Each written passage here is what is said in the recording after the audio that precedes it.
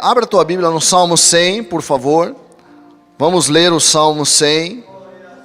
A palavra de Deus fala no verso 1 do Salmo 100: celebrai com júbilo ao Senhor todas as terras, servi ao Senhor com alegria e entrai diante dele com canto. Sabei que o Senhor é Deus, foi Ele que nos fez, e não nós a nós mesmos. Somos povo seu e ovelhas do seu pasto.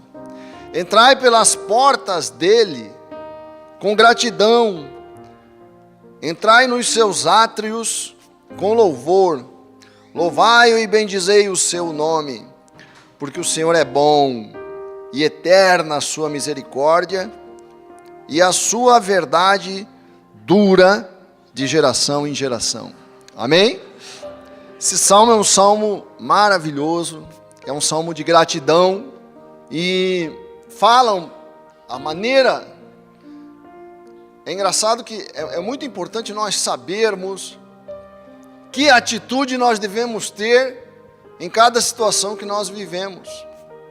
Há uma instrução que nos orienta como nós devemos nos comportar em cada situação, no jantar, diante de uma autoridade, como lidar com determinada pessoa.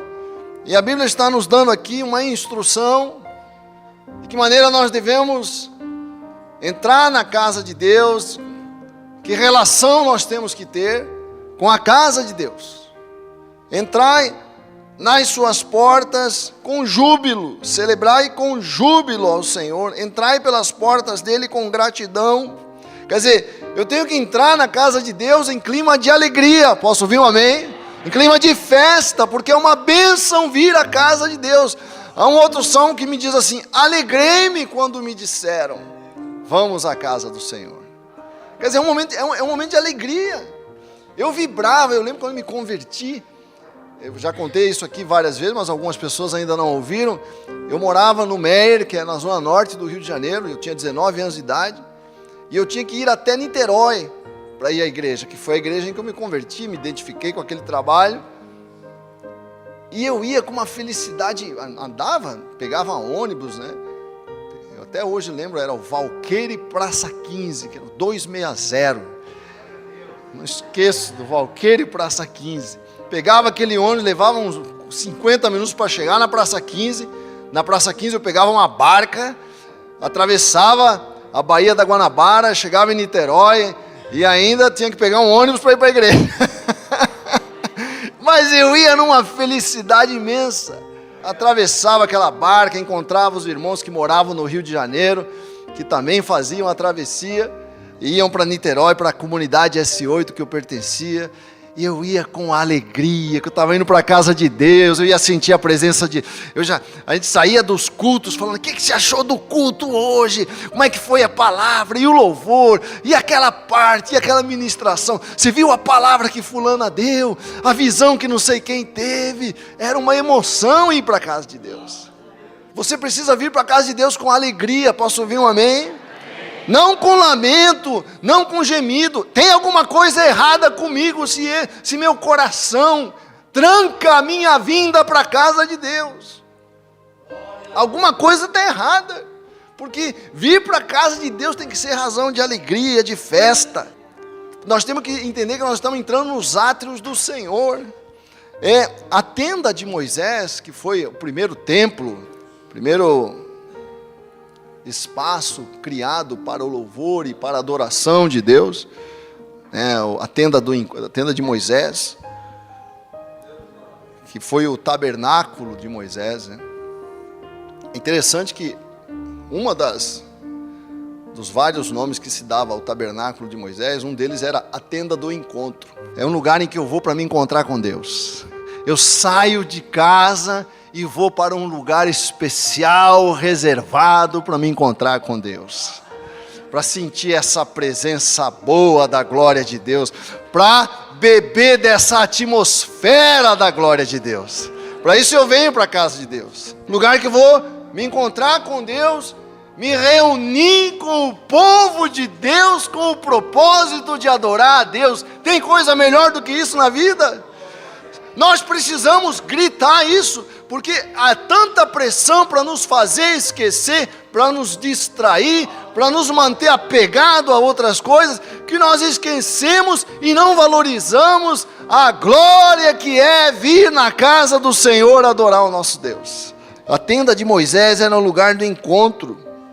Claro que hoje nós podemos nos relacionar com Deus, nós não precisamos ir a Jerusalém, precisamos mais do templo de Salomão, né, para poder adorar a Deus, porque Jesus disse para a mulher samaritana que Deus procura aqueles que o adoram em espírito e em verdade.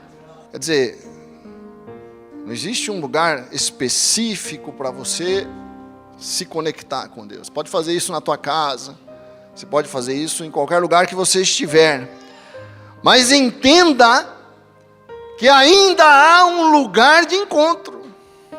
Embora eu tenha essa liberdade de me conectar com Deus na minha solidão, na minha casa, no meu trabalho, onde eu estiver, posso estar falando com Deus, porque eu adoro a Deus e me relaciono com Deus, não a partir e na base de um lugar físico, mas a partir da minha alma, da minha conexão com Ele.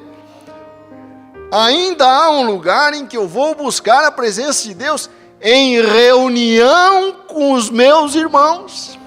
Entenda isso, entenda que ainda há um lugar especial. Você percebe isso intuitivamente quando você vem na casa de Deus e aqui você recebe uma força, aqui você se conecta com mais facilidade, aqui a presença de Deus se manifesta com mais leveza do que na solidão da nossa casa. É ou não é verdade? Né? Por que isso?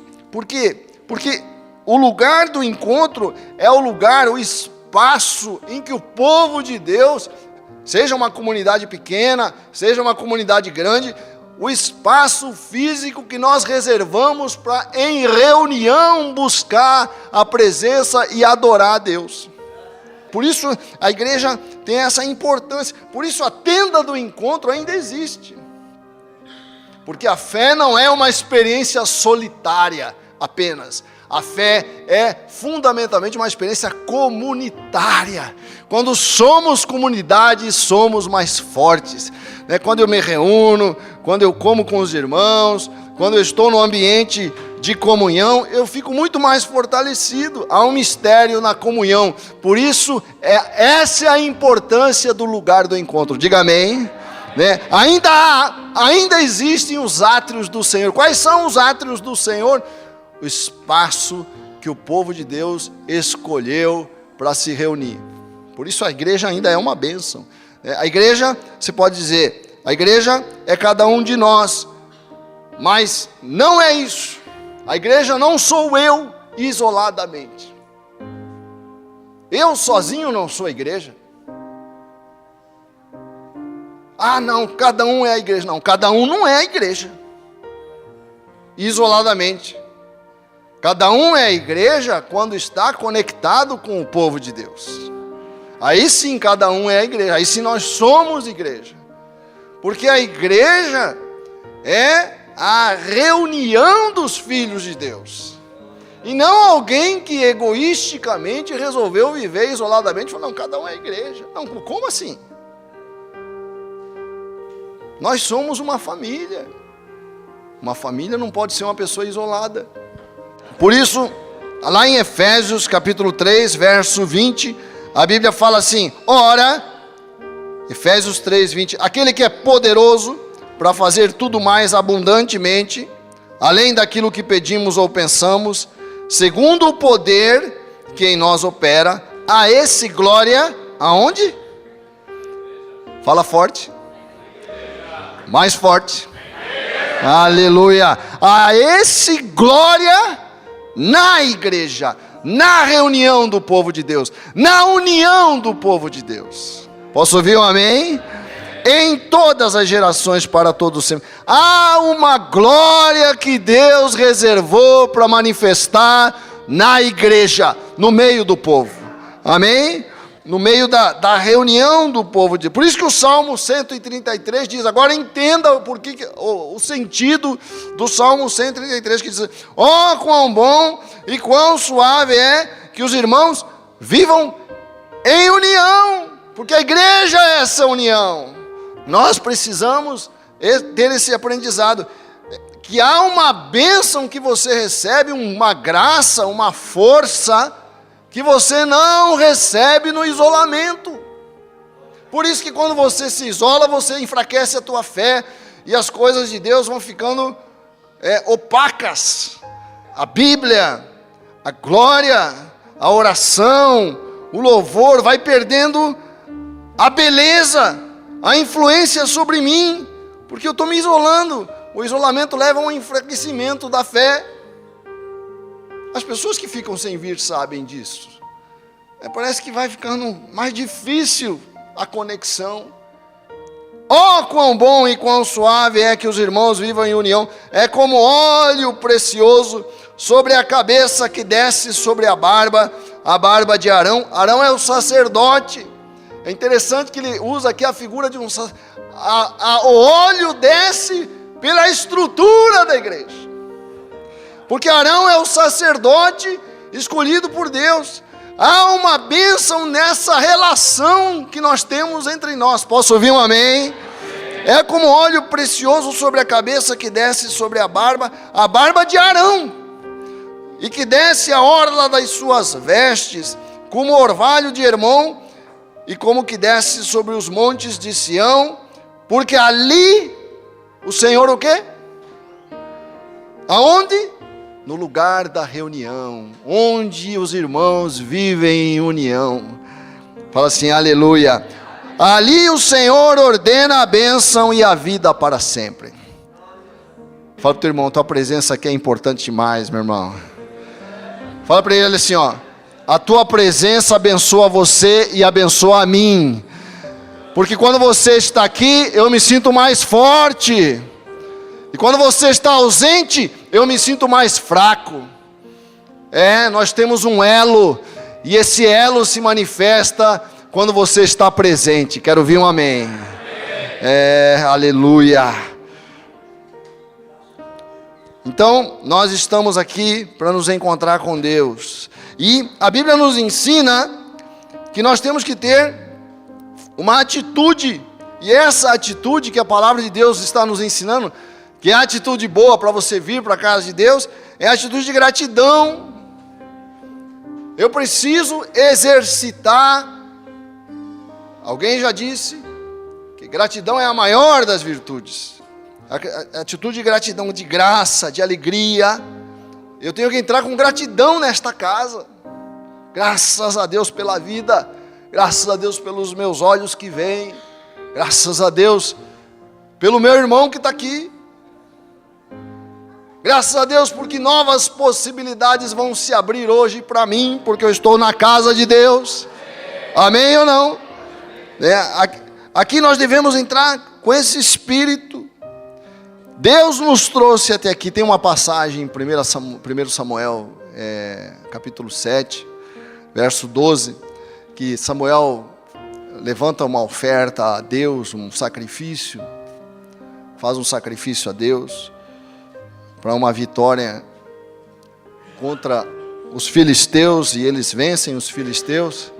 E Samuel faz uma declaração que ficou famosa na Bíblia, porque ele diz assim: até aqui nos ajudou o Senhor. Aí ele diz Ebenezer. Ebenezer significa pedra de ajuda. Nós temos uma rocha que nos auxilia a cada dia, em nome de Jesus. Pedra de Ebenezer, rocha de ajuda, pedra de ajuda. Mas a gratidão e o louvor é um estilo de vida. Não é apenas você dizer glória a Deus. Não é isso. Não é apenas você dizer aleluia. Claro que louvor também é isso.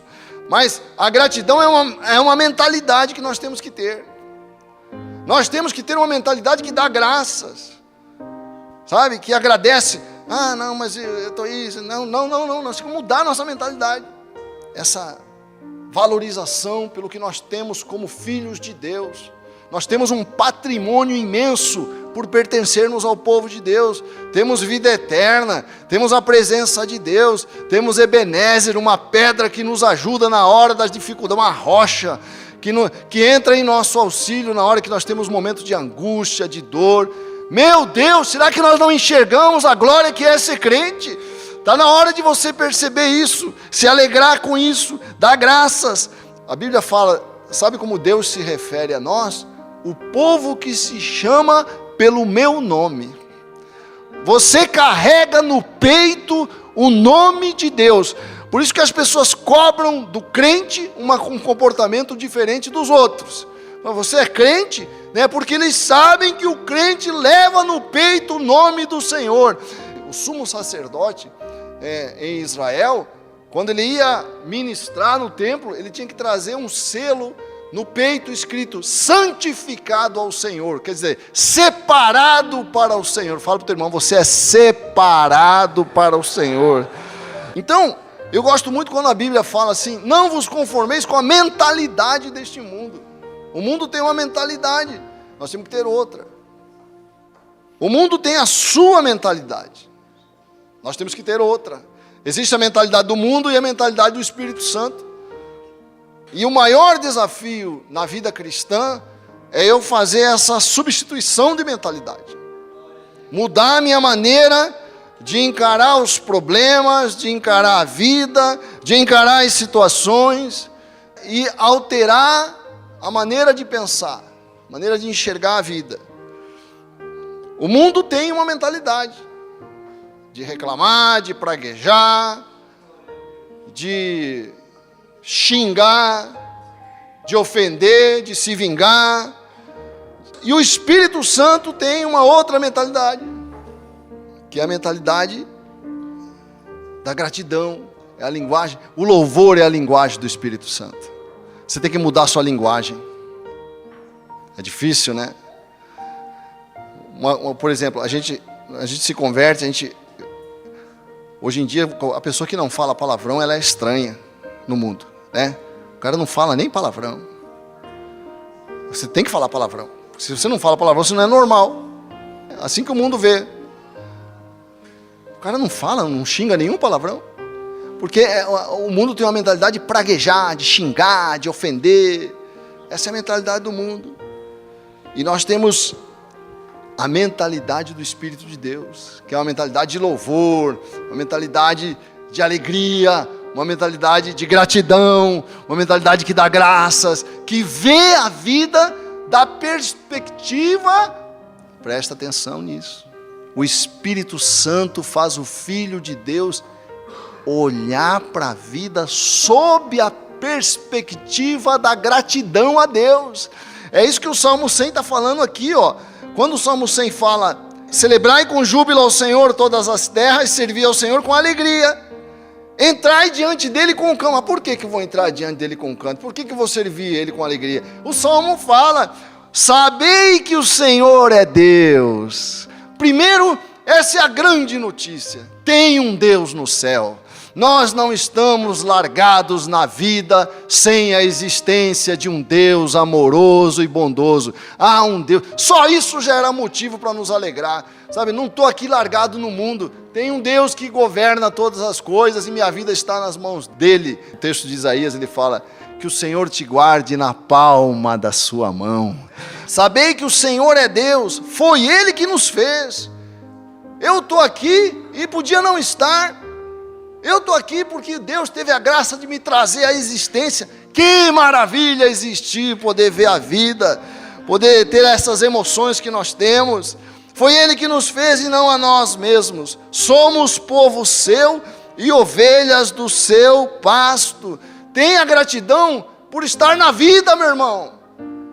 Deus te pôs na vida para você ter sucesso, para você avançar, para você experimentar a vida. Ela tem dores, tem dificuldades, mas que privilégio estar vivo. Oh, que maravilha. Então, se sou crente, a minha mentalidade, o problema das pessoas que eles olham como é que se olha para a vida? Sob qual perspectiva você olha para os problemas, para as dificuldades da vida? Com que mentalidade nós olhamos para a vida? eu tenho que aprender a olhar com a perspectiva, Deus, que maravilha está aqui nessa vida. Sob a perspectiva da gratidão, né? Ser grato a Deus. Gratidão é a linguagem do Espírito Santo. Sabe que Maria, quando foi visitar Isabel, a Virgem Maria já estava grávida de Jesus, né? E a Isabel confirma aquilo que ela já tinha sido revelado, mas ainda que você saiba o que Deus está fazendo, quando você tem uma confirmação, aquilo dá uma alegria. E Isabel confirma que que a pessoa que estava no ventre de Maria era o Filho de Deus. E ela explode em louvor, explode em gratidão, né? E fala assim: a minha alma engrandece ao Senhor, e o meu espírito se alegra em Deus, meu Salvador, porque atentou para a humildade da sua serva, e de agora em diante todas as gerações me chamarão de bem-aventurado, pois o poderoso me fez grandes coisas. O poderoso vai fazer grandes coisas na sua vida. Mas para que o poderoso faça grandes coisas, você tem que falar assim: mas o poderoso já fez grandes coisas. Você está vendo, você enxerga, você vê as grandes coisas que Deus tem feito na sua vida. Isso é gratidão, essa postura, né? Porque é interessante, quando eu exercito a minha fé na direção do poder de Deus, eu começo a acreditar no impossível, porque Deus é o Deus do impossível. Posso ouvir um amém? Deus é o Deus do impossível. O que é o impossível? É a abertura de novas possibilidades na minha vida em relação a problemas que eu acho que não tenho como resolver. Deus abre novas possibilidades quando eu tenho fé. Isso é perspectiva. Perspectiva é eu olhar para a realidade a partir da mentalidade que Deus vai dando para a minha vida. Quando eu sou grato, eu abro o caminho da fé, a fé se abre para mim, e a fé abre novas possibilidades para a minha vida, para a situação que eu estou vivendo, para o problema que eu estou enfrentando, para a angústia que eu estou passando, para a aflição que está me doendo. Novas possibilidades se abrem, novas saídas em nome de Jesus, amém ou não? Por isso que Jesus fala, lá em Mateus 6, 22, o Senhor Jesus fala: a candeia do corpo são os olhos, a lâmpada do corpo são os olhos. De sorte que se os teus olhos forem bons, todo o teu corpo terá luz. O que isso quer dizer?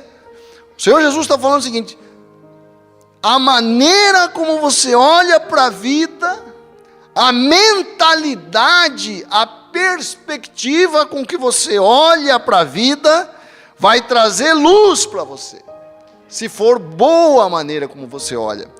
Se porém os teus olhos forem maus, diz o verso 23, o teu corpo será tenebroso. Se eu não olho com gratidão, falo: rapaz, Deus existe, que maravilha, eu estou vivo, Deus me criou, eu sou um ser maravilhoso, eu tenho entendimento, eu percebo as coisas, eu posso realizar, eu posso aprender, eu posso desenvolver novas habilidades. Como a vida é maravilhosa, Deus, obrigado. Essa é uma forma de ver. Outra forma: nada dá certo na minha vida, nada, tudo dá errado, ninguém liga para mim, as pessoas não me amam, eu não dou certo para nada. Essa é outra forma de olhar.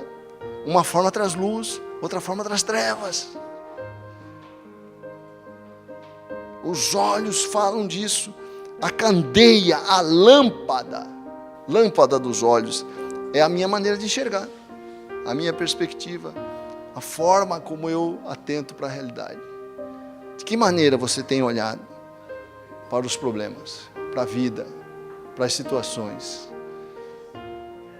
A Bíblia nos faz um convite aqui nesta manhã. Nós tenhamos olhos bons, porque os olhos bons, qual que é a diferença? Os olhos bons, porque os olhos maus falam assim: acabou, não dá mais, não aguento mais, não dá mais. Acho interessante a história de Jairo, né? Estava falando sobre isso na quinta-feira. Jairo foi procurar Jesus, filha muito doente, né? E Jesus olha para Jairo, ele fala: você precisa ir ver minha filha está morrendo, vou lá curar tua filha. Aí chegam os empregados de Jairo e dizem: ó, não adianta mais. Tua filha já morreu. Pode deixar o mestre aí. A linguagem do mundo é assim, ó, não adianta mais. Acabou. Aí Jesus fala assim: não temas, crê somente. Essa é a palavra do Senhor para você hoje. Não temas, crê somente. Não temas, crê somente. Porque a palavra, os olhos maus falam, ó, acabou. Os olhos maus falam, acabou. Os olhos bons dizem, não temas, crê somente. Os olhos maus falam assim, não aguento mais. Os olhos bons falam, levanta e anda. Os olhos maus falam, não posso mais, não aguento mais, não posso mais. Os olhos bons não falam isso. Os olhos bons falam, tudo posso naquele que me fortalece. É uma forma de enxergar a vida. É uma forma de lidar com a vida. Amém, queridos? Com ação de graças. Eu li aqui sobre a viúva de Sarepta dizendo, acabou minha provisão, eu vou comer essa última coisa que eu tenho aqui e vou morrer. Não tem morte. Nosso Deus é o Jeová Jireh, Ele vai trazer a provisão que falta. Se não tem pão, eu vou comer pão sem escassez amanhã, em nome de Jesus, pela graça de Deus, porque Deus é a minha provisão. Amém? A questão da linguagem é uma das coisas mais importantes na vida. Você tem uma linguagem, você sabe qual é a sua linguagem. A palavra de hoje que Deus nos traz tem o objetivo de eu ajustar a minha linguagem à linguagem do Espírito Santo, ao Espírito de Deus. De eu ajustar a minha mentalidade à mentalidade do Espírito Santo. Não é fácil isso. Porque é fácil aqui, nesse ambiente. Uma coisa que Deus tem me ensinado, que a fé, presta atenção no que eu vou falar para você. A fé nasce na hora da incredulidade. Essa é a hora da fé. A hora que as minhas emoções, a situação, tudo me convida a duvidar de Deus. A dizer assim, não vai mais acontecer. Tem uma hora que tudo nos convida a desistir de acreditar. E aí você, contra as tuas emoções, contra a tua inteligência, contra tudo, você diz, não, mas eu escolho acreditar. Não, mas eu vou acreditar, sabe? É quase um sacrifício que eu faço lá dentro de mim. Eu escolho crer. Mais ou menos como aconteceu com Jairo. Tua filha já morreu. Jesus fala, acredita contra isso. Mais ou menos o que aconteceu com Abraão. Abraão olhou para... Você vai ter um filho, mas eu já não consigo mais. Já estou amortecido, diz a Bíblia. Abraão é contra o amortecimento do seu corpo físico, ele falou, eu acredito. Isso é aí que a fé nasce, a hora que você é convidado a duvidar. Pelas tuas emoções, pelas circunstâncias, por tudo que está acontecendo com você. Mas você escolhe crer. Deus está levantando uma igreja cheia de fé. Amém? Deus está dando fé nesta manhã no seu coração, porque a fé vai abrir novas possibilidades na sua vida, em nome de Jesus. Amém?